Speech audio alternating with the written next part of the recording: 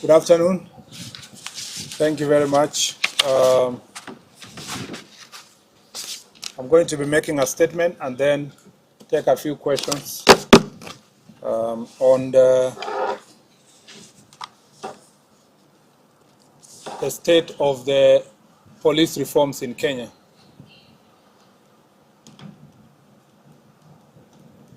In the past few years, police reforms have gained significant momentum following the infusion of National Police Service, its objects and functions in the Constitution of Kenya. These milestones have led to institutionalization of various reforms in the service, and this has resolved historical systemic issues, ensuring that police aligns with our democratic principles and constitutional standards. Police reforms in our recent past has become a focus of accountability, service ethics, and restoring public confidence, breaking away from the outdated colonial legacies. Article 244 of the Constitution of Kenya mandates the National Police Service to strive for the highest standards of professionalism and discipline among its members. Progressive police reforms globally aim to enhance public safety, improve public and community relations, and strengthen accountability. The Constitution further obligates the National Police to comply with the constitutional standards of human rights and fundamental freedoms. The servicemen and women are required to be trained to the highest possible standards and competence and integrity to respect human rights, fundamental freedoms, and dignity. Undoubtedly, the officers have committed themselves to their professional duty, and we have a tremendous improvement of policing in our country today because of these continuous reforms. We therefore applaud the personnel that have committed themselves to constitutional obligation of ensuring highest standards of professionalism and discipline. We condole with the families of those officers who have lost their lives in the line of duty. Regrettably, in the last 10 years, we have lost over 600 police officers directly in the line of duty while working to secure our country, to combat crime, and in enforcement of law and order, including during public protests. The strength and sustained growth of our nation could not have been possible without the brave, selfless, and dedicated service of our gallant security officers. Their commitment and sacrifice have been instrumental in ensuring the safety and stability we enjoy today. Nevertheless, we continue to face immense challenges in our pursuit of ideals enshrined in Article 244 of our Constitution. These challenges compel us to relentlessly strive for legal, institutional, and constitutional reforms aimed at enhancing the quality and the effectiveness of our police service. The Kriegler report laid a foundation towards police reforms in Kenya. Unfortunately, despite this well-intentioned framework and constitutional backing, meaningful reforms have stalled. Key challenges such as the limited operational independence, inadequate resourcing, and increased cases of police brutality and impunity have reversed much of the initial gain. As such, the promises and ideals of Kriegler report remain largely unfulfilled, even as public demand for a reformed, accountable, and rights-respecting police service continues to intensify. Upon assuming office in 2022, the President of the Republic of Kenya, His Excellency Dr. William Ruto, established a task force to look into critical reforms in the National Police Service, Kenya Prisons, and National Youth Service. The task force dutifully pointed to the need for several administrative, policy, and legislative reforms. Subsequently, on the 7th of March 2025, His Excellency the President entered a memorandum of understanding with the former Prime Minister, Right Honorable Raila Odinga, to promote and protect the livelihoods of young people and to guarantee the right to peaceful assembly and protest as provided for under Article 37 of our Constitution. It's against this high-level commitment that the ministry is intensifying efforts to implement relevant policy and legal reforms aimed at fully realizing the ideals and aspirations espoused in the task force report and the memorandum. These reforms also come at the backdrop of President's decision to ensure, for the first time in the history of Kenya, that the National Police Service operates independently with its independent accounting officer. To further pursuit of recommendations made by the task force, a technical committee on review and development of administrative, policy and legislative reforms was formed on the 23rd of August 2024. The technical committee, though through the various joint secretaries, held consultative forums with the primary stakeholders. Through these consultations and the proposals submitted to the committee, the following draft bills and new legislation were deployed. The National Police Service Commission Act Amendment Bill to provide for a more robust and independent police commission. The National Police Service Act Amendment Bill to provide for improved working conditions, salaries, terms of service of the police officers.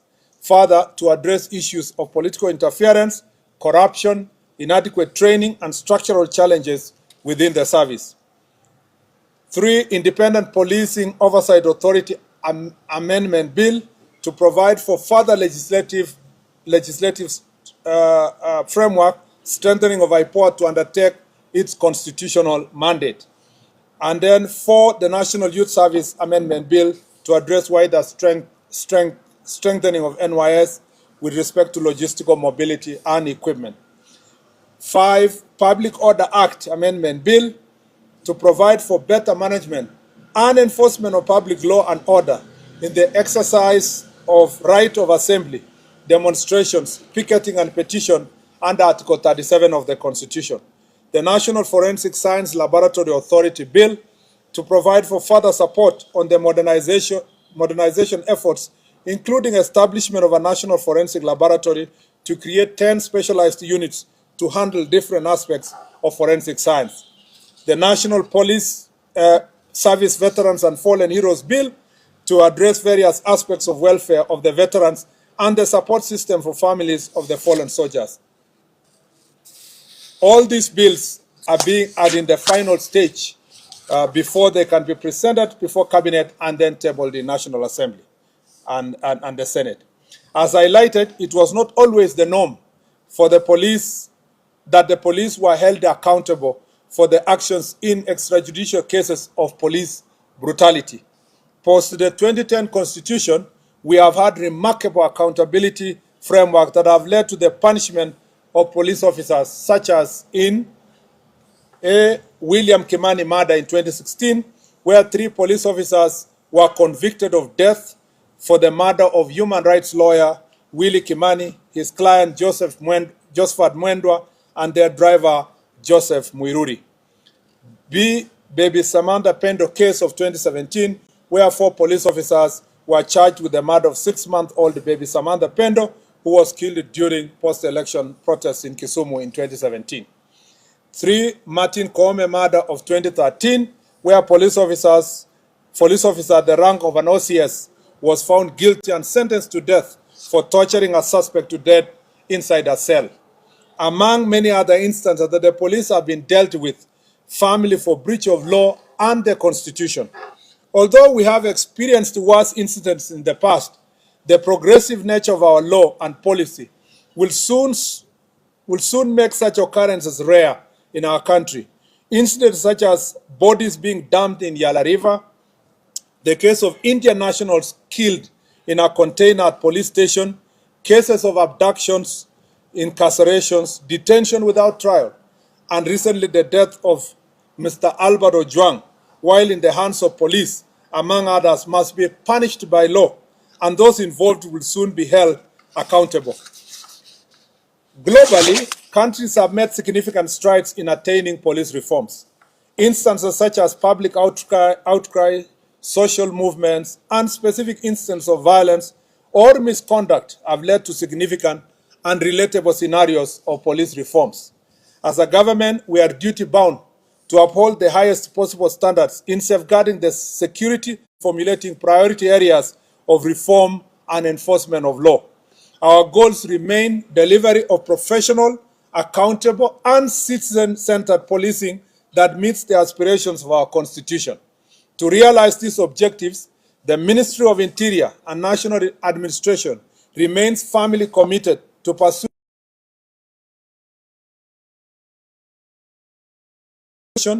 policy and administrative reforms and of international best practices. Upon consultation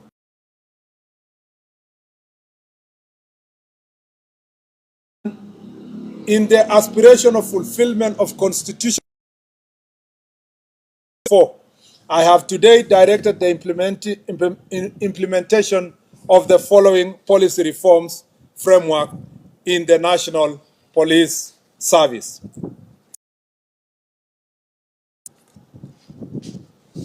On CCTV surveillance, it shall be mandatory to equip police stations with CCTV surveillance to enhance transparency and accountability. All the police stations currently standing at 1,209 shall have CCTV surveillance within the next 2 years. We shall be making proposals to Parliament to enact laws that criminalize tampering with CCTV cameras. The surveillance system shall be in the custody of the officer commanding station, and the said officer shall be required to ensure that the system is always functioning, and instances of fault, it shall be reported within 1 hour through the established chain of command. The CCTV shall have an external backup system. It's important for Kenyans to know that the current stations that have CCTVs are not CCTVs that are sanctioned fully by the National Police Service. It was the initiative of the individual police station, 9 police stations, identify areas for improvement. Working together with civil society, religious leaders, and other stakeholders, we shall ensure regular audits and evaluation with awards to the best police officers, police stations, among others. We are creating systems that evaluate officers' performance based not just on enforcement metric, but also community relations and adherence to requisite ethical standards. This framework shall establish both the criteria for reward and sanction of respective police officers. 5, training and education. I have directed the establishment of continuous professional development training on all officers, beginning with the OCSs, who shall be required to undertake minimum training annually on set of constitutional standards of the National Police Service, as shall be developed in the curriculum. This marks the first step in restoring professionalism, discipline, and service excellence across all ranks. To achieve this, we shall work closely with the National Treasury and Parliament to ensure adequate resources are allocated. It is unfortunate that whenever budget cuts strike, training is often the first casualty. We are also forging partnership with development partners, public benefit organizations, and other stakeholders to sustain this initiative. In our upcoming police recruitment drive, we shall include a specific cadre of specialized officers to infuse fresh talent, professionalism, and modern policing standards throughout the service. All these reforms will be centralized for oversight and implementation at every police station, directly under the responsibility of the officer commanding station. It is important to note that in the command and structure of police service, the OCS is the ultimate officer in charge of all activities related to enforcement of law and order at the police station. All the other superior structures exist for the coordination and command of the National Police Service. It is therefore our intention to implement, monitor, and evaluate aforestated reforms of the police station. Our intention is to make our police stations centers of excellence. It's important for all of us to know as Kenyans that just the way we say in elections, the polling station is the final place of voting. The police station is the final station of reporting any crime in the National Police Service, and therefore, every person, including senior officers, even the minister, everybody else has to always go back to a police station, and therefore, we want to make the police stations to become the center of excellence. We shall make the respective budgetary adjustments to prioritize these reforms among other modernization strategies in the forthcoming and subsequent financial years. We shall also pitch for support of these priorities from our development partners to ensure efficient and effective implementation of these reforms. As we relentlessly advocate for appropriate conduct by the police, there must be a reciprocal emphasis on the responsibility of citizens to show respect towards police officers as they discharge their lawful duties. Just as police officers are held accountable and subjected to public scrutiny, citizens too must accept that their actions are not beyond reproach. We are extremely concerned by the increasing instances where police officers have come under unwarranted attacks while executing their lawful duties. These challenges must not be ignored, and they point to a broader need to foster mutual understanding, accountability, and respect between the police and the public. In some instances, the nation has watched in disbelief as individuals forcefully entered protected areas such as parliament and police stations, with incidences such as burning police vehicles and destruction of government installations. Equally alarming are cases involving mob justice, acts of banditry, and illegal possession and public display of firearms. Such acts not only threaten national security, but also undermine rule of law.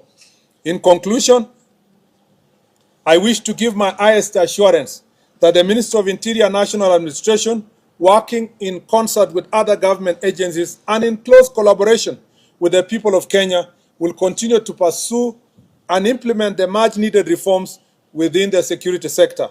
This process will be progressive and guided by the constitutional values, best practices, and the unwavering pursuit of justice and professionalism. I thank you. Are there any questions? Yes. We shall, for all the questions, please name and maybe the media house you represent. Okay.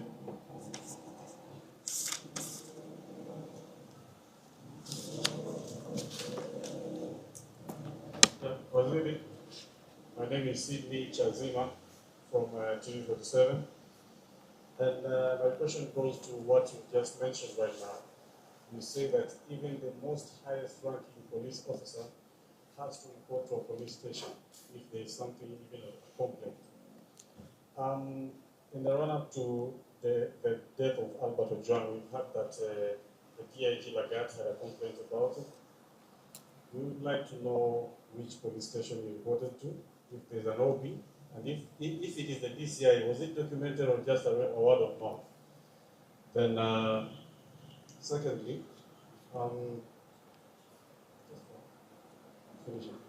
what was the complaint about? We have not been able to trace the comment or even screenshot of what Albert was being accused of. And finally, I've asked if there's an inventory of how many tenders or weapons that the government has entered into since 2023. Now that there's a complaint that weapons from Kenya have made their way to neighboring countries. Thank you. So just take one question from each so that you allow others to ask us questions. Yes, I will take 3 questions at a go. Jina langu ni Laban Shabani kutoka NTV. Bwana Waziri, umetaja kwamba pia maafisa wa polisi wamefariki wakiwa kazini. Lipo suala la wajane wakifuata pensheni. Kwa hivyo yapo malalamishi kuhusu wajane wa maafisa wa polisi ambao wamekwisha fariki ama wamekwisha staafu ambao wanafuata pensheni ila hawapati. Asante. Yes. Good afternoon, Waziri. My name is Stephen Leto from Citizen TV. My question goes to the CCTV installation to over 1,000 police stations across the country. What is the financial implication that you are looking at? And if you are talking of development partners, who are these development partners that you want to, delegate a primary duty of installing CCTVs in the police stations in the country? Thank you.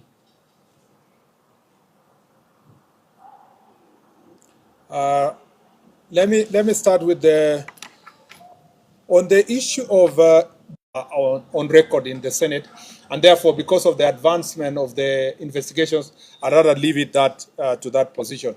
On the issue of on the question of tender for security, I think first of all, as the Republic of Kenya, we cannot stand here or at the ministry or even IG. You will never get that information you are looking for, where you stand and come and say, we have this number of ammunitions or we have this number of this. It's not possible for any country in the world to go and announce this publicly to any person, because that is a highly classified security issue. However, I know where you are going. Your question was related to what was in the media about munitions and issues of other countries. I think my responsibility is issues related to internal security. That's why it's called Minister of Interior. So I have my responsibilities only confined to issues that are related to security in our country. Other issues that are happening between Kenya and neighboring countries or other parts of the country are better addressed through foreign affairs, not internal issues. I'm confined within the boundaries of our country insofar as issues of security is concerned. On the issue of swali nzuri limeulizwa na Laban kuhusiana na pensheni ya maaskari wetu. Ninajua ya kwamba kumekuwa na shida, si kwa upande wa askari peke yake, lakini public service wote wakijaribu kupata budget ya kuhakikisha inalipa mambo ya pensheni. Lakini uliposikia vile nilisoma, baadhi ya mabadiliko ama reforms ambayo tunafanya inahusikana na Veterans Bill. Nia yetu ni kuhakikisha kwamba through that Veterans Bill tutakuwa na njia mwafaka ya kuhakikisha kwamba wale wanaondoka kutoka ofisi wanalipwa haraka, na pia sio wenye wanaondoka peke yake, wale wanapoteza wapendo wao wakiwa kazini watakuwa wameshughulikiwa ipasavyo. Ndio unaona hiyo Veterans Bill ndio moja ya yale sheria ambayo nilisoma ambayo tunataka kupitisha ifikie bunge ili tukue na njia mwafaka ya kuhakikisha muda ambayo inahitajika kulipa pension na mambo mengine. Hata hivyo, kupitia bajeti ambayo National Police Service imepata, kumekuwa na bidii kwa upande wa National Police Service kujaribu kulipa wale ambao pension yao imekaa sana kadiri ya uwezo wao kupitia ile bajeti ambayo tumepewa na bunge. Kwa mambo ya financial implication, I want to say that we will leverage on the working relationship we have with the Ministry of ICT and with the support of also CAK, Communication Authority of Kenya. We are going to forge this partnership, which has been ongoing between us and these institutions, to see how we can install these CCTV cameras within the next 2 years. The ultimate budgetary allocation will be determined by the working partnership we have put in place. I need to say that we are not saying we are abdicating this responsibility to our development partners. And I am very clear in my mind that it is not the responsibility of the development partners to do so. It is us, but we leverage on the working partnership that are already existing. Some of the partnership are between us with the UNDP, which is already ongoing partnerships, between also us and the World Bank, between the government and the government of UK and between the government and European Union. These are existing partnerships that are cut across ministries. But particularly for this ministry, we want to retrofit the programs that we have been having with them and see if we can urgently put some of the already committed resources towards making the police station a center of excellence and making it mandatory for all these police stations to have the CCTV cameras. I also needed to say that it is not just enough to talk about the CCTV. We are speaking about police stations that have very old infrastructure. Some of the police stations are actually colonial infrastructure. So it requires also building of the infrastructure itself. And again, through our Jukwaa la Usalama and our engagement with national government Constitutional Development Fund, we've been seeing ways of ensuring that we modernize most of these police stations, because you can also may want to put new ICT materials, the laptops, the CCTVs, and the Wi-Fi and so forth in an environment that has very old infrastructure or even barely existing infrastructure. Some of the police stations are Mabati police stations and so forth. So we will want to, as we work on the accountability and transparency in the police stations, we want to ensure that we build on the infrastructure within the police station. The last three questions. Yes, when I was saying my name is Steve Radio, there's been a clamor and push from a section of Kenyans for the DIG to step aside, and some are even threatening to put the street for tomorrow. From where you sit, do you think that's the prudent path to take you to suppress the tension and the pressure of protest ahead of tomorrow? Thank you. Mr. CS, my name is Winfrey Owino from KTN. You've mentioned digitization of occurrence books. And this is not something new. We actually heard of it first time in the previous regime. So what is the progress with what the previous regime had started? And what really is the update based on what you had told us before as the ministry? Thank you. The last one, if any, and if none, then I appreciate. Good afternoon. I'm Camila Lunani from K24. And I was asking, or many Kenyans are asking, when will this end? Like, when will the police brutality end? So that Kenyans can have trust in the police with their lives, with certain issues that they may be going through. Can we believe that the police will take care of us?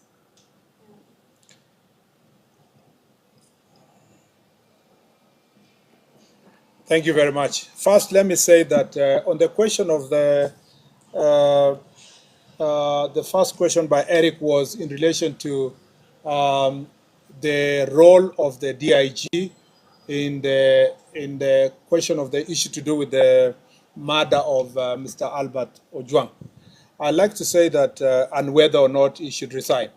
I'd like to say that the investigations, as I've already said earlier, are going on with IPOA. IPOA is doing its part in terms of investigations. DIG Lagat is a seasoned police officer who understands what it takes to carry out matters of investigations and where or whether or not his conduct or act or position can affect that investigations. And I think we will cross the bridge when we reach there, when there is a closer relationship between the investigation that IPOA is doing and what he considers to be an interference, I think we will cross that bridge when we reach there. At the moment, let's leave the IPOA to do its part, but also the DIG himself to assess the extent of his involvement based on the investigations that are going, or his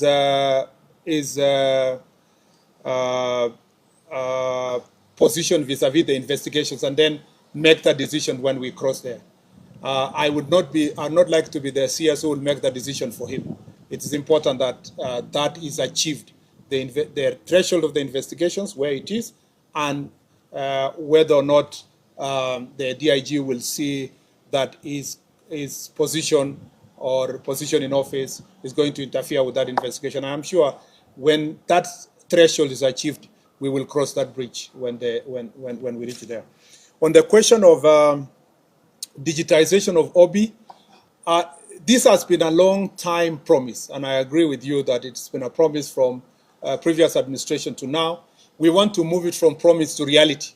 And we know the reasons why this is serious is because if we have a digitized OB, it will help us to make sure that any reported incident can be tamper-proof. It can also be tracked to ensure that whether or not someone wanted to interfere or change the position of a particular reporting that was made. So we will not have a situation where like we saw in the other incidents, that somebody had reported, there is allegations that the report was changed and so forth. So digitized occurrence book really help us a great deal. And I have now given timeline. Maybe in the past there was no promise of timeline. I've given in the next 1 year, we would like to see a digitized occurrence book. And then lastly, Camilla has asked a very important question. When will police brutality end? We would like to see that police brutality ends now. It is the duty of any right-thinking member of society, including our cabinet secretary and government, to see that police brutality ends immediately. Because it is not right that police stations, for example, or police officers who are expected to protect the citizens are brutalizing citizens. But as you know, reality on the ground is that this is an area that governments and countries all over the world have struggled with over time. Even the most advanced democracies, like the case of the US with the George Floyd a few years ago. But very conscious societies will ensure that when an incident happens like the one for Mr. Albert Ojwang, you don't, as unfortunate as it is, you don't allow that incident to be part of the statistics. It's also an opportunity for us to rise up and say, what else can we do? Like in the instance that we have proposed here, what else can we do to make the police station safe in respect and honor of those who have suffered, like the case of Albert Ojwang? That way, we can put meaningful, we can have meaningful results based on the otherwise negative and terrible incident. We can be able to turn around and say, so that doesn't happen to any other citizen, this is an opportunity again to up our game in terms of reform. But if you ask me, this is an area that is long overdue. But as I read in my statement, we've made significant improvement from 2010 when we promulgated our new constitution, and we can do even far much more. But I also need to ask our citizens that we need to support each other. We need to support the police officers. If you are, like the case that happened the other day, somebody's outright assaulting a police officer, you know, insulting a police officer, provoking. You are holding a machete. You know, you saw the case of Nakuru, someone is having a panga and showing directly to the police officer. And we are all as Kenyans not enraged as if a police officer had shown or pointed a gun to a civilian. It should apply both ways. And I request you in the media, please stop profiling criminals and calling them protesters.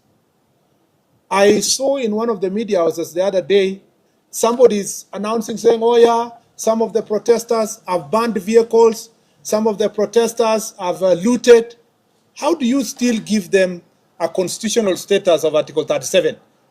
Protesters are expected to be civilized people who are making a statement, not the ones who are burning vehicles, looting shops, attacking civilians, throwing stones at the police officer, burning police vehicles. We have very few police vehicles, but many of them have been burned in this instance. Burning a police station, invading parliament. I am yet to see a media house that calls out all those who invaded parliament.